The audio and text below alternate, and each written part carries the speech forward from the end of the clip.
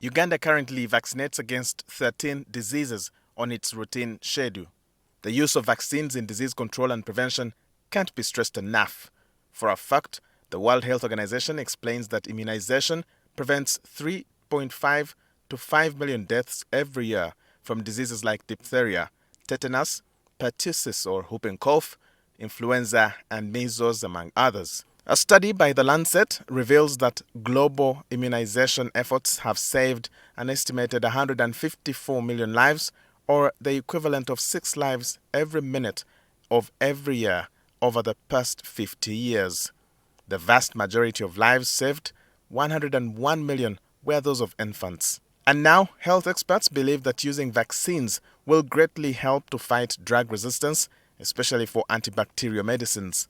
To understand how, the Uganda National Academy of Sciences used a gathering of experts and policy leaders to explain the phenomenon. So vaccines, which we all know, help the body to generate mechanisms to prevent infections.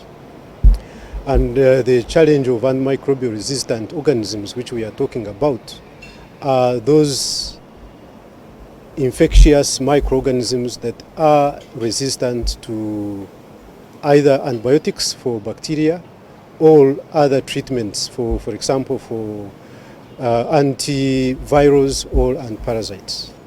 And therefore, when the body has been facilitated to fight for itself, then even when you get infected by organisms that may be resistant to those antibiotics, then they do not affect you.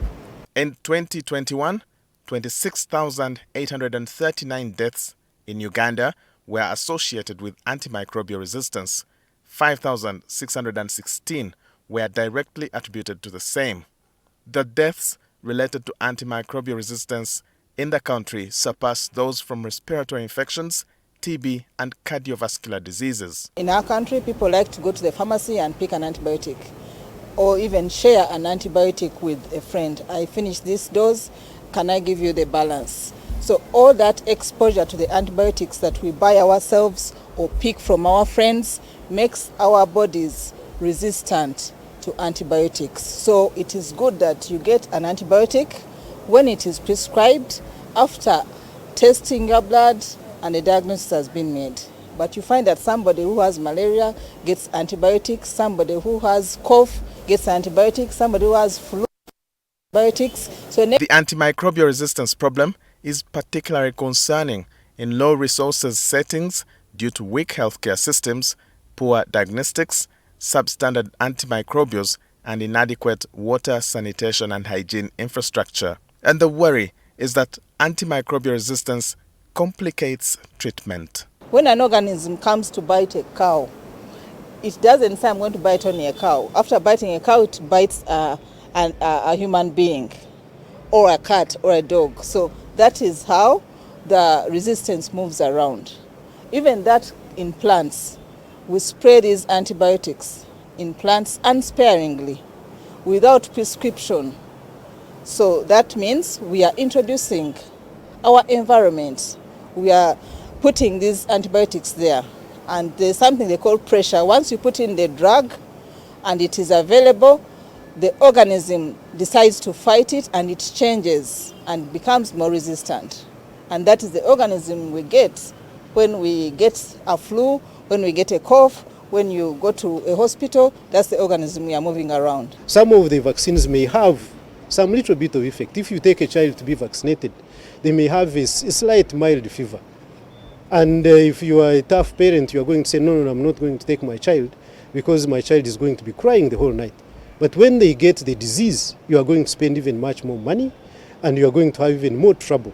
And therefore you have to evaluate whether you should deal with that one night crying or 14 days or a month in the hospital and sometimes death.